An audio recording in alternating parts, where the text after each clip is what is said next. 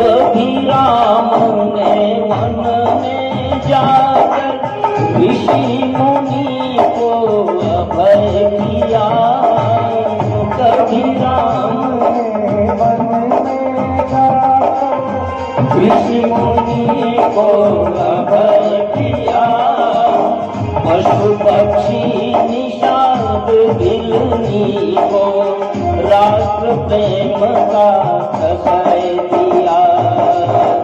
पशु पक्षी निषाद बिलनी को राष्ट्र प्रेम का आश्रय दिया। जन जन का आदर्श बनाया। जन जन का आदर्श बनाया। लंका विजय प्रयाण है। परम पुनीत हिंदू भूमि पर जनजागृति अभियान है। जनजागृति अभियान। जनजागृति अभियान है। जनजागृति अभियान है। जनजागृति अभियान है। जनजागृति अभियान है। युगों युगों से अमर थे विश्व बंधु का मान है। परम पुनीत हिंदू भूमि पर जनजागृति अभियान है। जनजागृति अभियान है। कोई बता सकता है? कोई बता सकता है राम जी का जन्म क्यों हुआ था? राम जी का जन्म क्यों हुआ था? शायद आपका जवाब मैं बताऊं। रावण को मारने के लिए। किस लिए हुआ था राम जी का जन्म? रावण को मारने के लिए ना। और मैं कहूं कि रावण को मारने के लिए नहीं हुआ। एक विद्वान ने कहा है कि राम वन गए इसलिए राम बन गए। राम अगर वन नहीं जाते तो राम बनते ही नहीं। राम वन गए। अरे रावण को मारना होता तो चतुरंगिनी सेना थी अयोध्या की। अयोध्या की सेना का तो इंद्र को भी जरूरत पड़ती थी। अयोध्या के राजाओं ने कितनी बार इंद्र की ओर से युद्ध किया और विजय किया है। देवासुर संग्राम में अयोध्या के राजाओं ने अगर रावण को ही मारना होता तो वन जाने की जरूरत नहीं थी। सिंहासन पर बैठते। चतुरंगिनी सेना से लंका कितनी सी है, भारत के नीचे छोटा सा एक द्वीप। लेकिन राम वन गए इसलिए राम बन गए। राम बन गए क्योंकि निषाद राज जिसको इस संस्कृति का ज्ञान नहीं था, राष्ट्रभान नहीं था, राष्ट्रभक्त नहीं था, वो था लेकिन कोई बताने वाला नहीं था कैसे क्या करे। बिलनी थी जिसको आश्रमों में प्रवेश नहीं मिल पा रहा था। मतंग ऋषि ने कहा कि तेरी भावना जो चुप चुप करके तू सेवा कर रही है तो एक दिन तेरे घर पे राम आएंगे।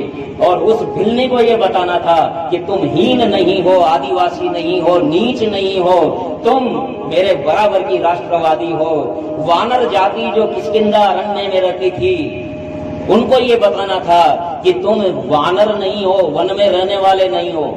वानर का मतलब है वन में रहने वाले वानर। तुम वानर नहीं हो, तुम इस राष्ट्र के जिम्मेदार नागरिक हो। और तुम में भी ये भावना होनी चाहिए कि ये राष्ट्र मेरा है। और जो जगह जगह आतंकवादियों ने चौकियां बना रखी थी तो उस वानरी सेना से उन्होंने उन आतंकवादियों को खदेड़ा और खदेड़ते खदेड़ते सेतु बंध तक पहुंचे। सेतु बांधा। संगठन की क्षमता दिखानी थी कि संगठन में कितनी शक्ति थी। और वानर और मनुष्यों ने मिल करके और सागर को बांध दिया, असंभव काम कर दिया। आज विज्ञान के लिए एक चमत्कार का मामला है सेतु बंध।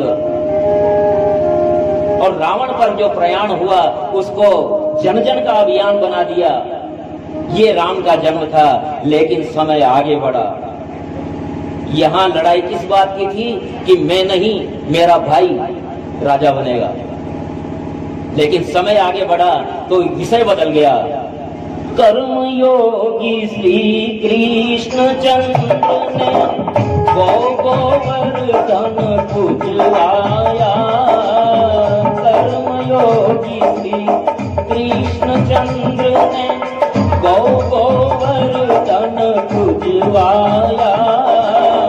सत्य धर्म के उद्घोषक बन कुरुक्षेत्र रण रचवाया। संग धर्म के उद्घोषक बन कुरुक्षेत्र रण रचवाया। पार्थ महाभारत के रण में, पार्थ महाभारत के रण में गाता गीता ज्ञान है।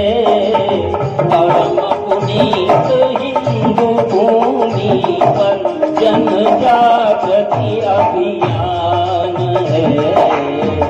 जन जागृति अभियान है। जन जागृति अभियान है। जन जागृति अभियान है। जन जागृति अभियान है। जन जागृति अभियान है। युगों युगों से अमर चेतना, युगों युगों से अमर चेतना विश्व बंधु का स्थान है। परम पुनीत हिंदू भूमि पर जन जागृति अभियान है। जन जागृति अभियान। हरि बोल। बोलिए विश्वनाथ दरबार की जय हो।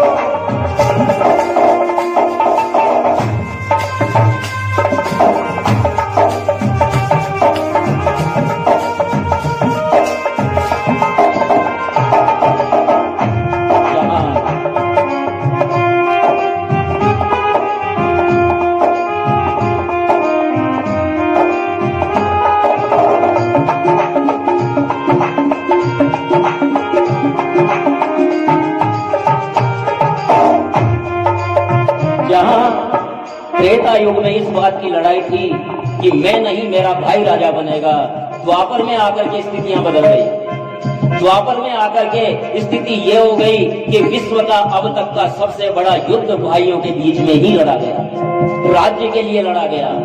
भाइयों के बीच में युद्ध हुआ, वो महाभारत युद्ध। आज तक वैसा युद्ध नहीं हुआ। पूरी की पूरी सृष्टि खत्म हो गई। 5000 साल पहले जो महाभारत का युद्ध हुआ था उसमें वीरों से शून्य हो गई थी। केवल पांडव बचे थे। कृष्ण के जो यादव वीर थे, कृष्ण के वंशज, वो सब भी नष्ट हो गए थे।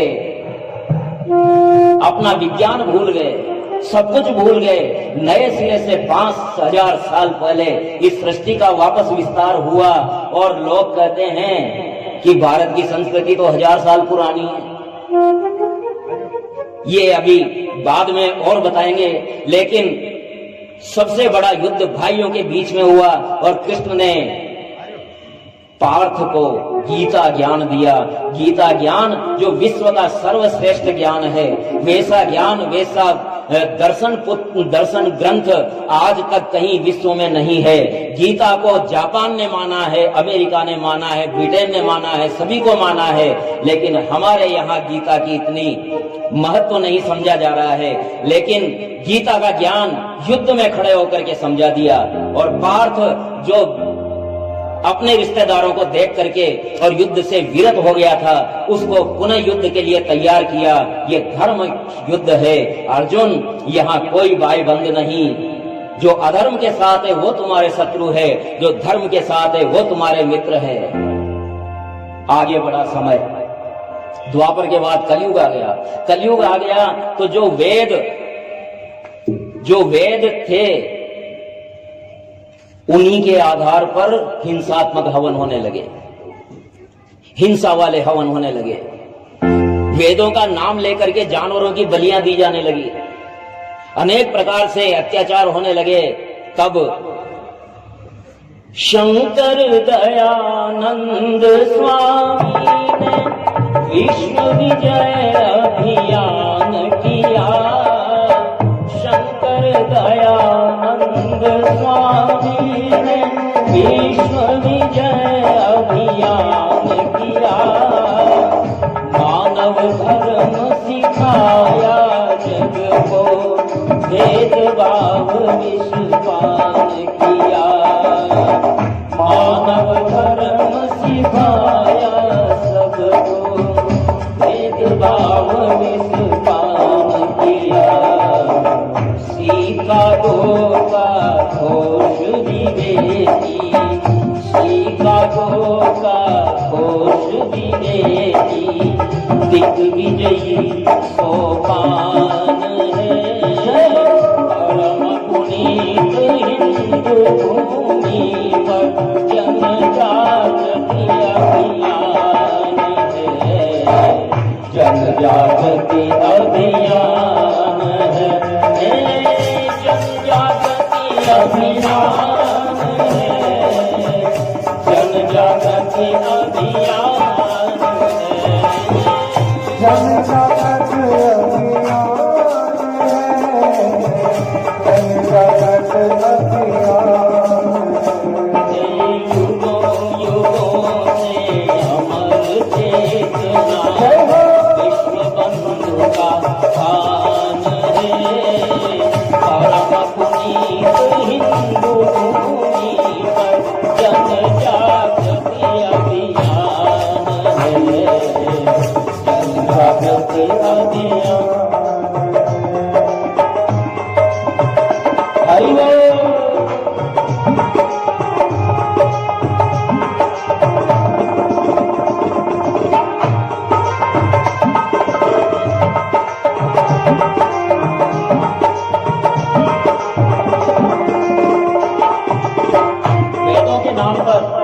वेदों के नाम पर आडंबर होने लगे तो फिर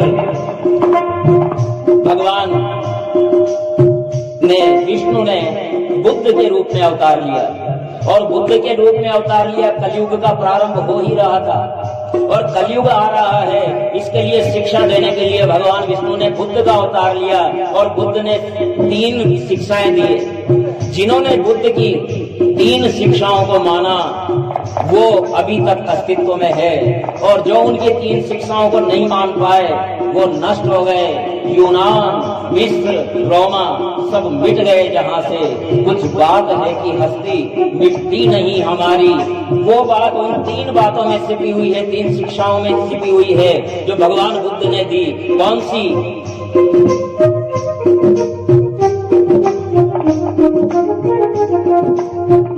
बुद्धं शरणं गच्छामि, धम्मं शरणं गच्छामि, बुद्धं शरणं गच्छामि, धम्मं शरणं गच्छामि, धम्मं शरणं गच्छामि, संघं शरणं गच्छामि, धम्मं शरणं गच्छामि, संघं शरणं गच्छामि, बुद्धं शरणं गच्छामि। भगवान बुद्ध ने कहा कि कलयुग आ गया है, यहाँ कितने तरह के काल नहीं मिलेंगे। वेश साधुओं का, लेकिन कर्म राक्षसों के होंगे। पहचानना, बुद्धं शरणं गच्छामि, सबसे पहले बुद्धि की शरण हो। बुद्धि से परिमार्जित करो।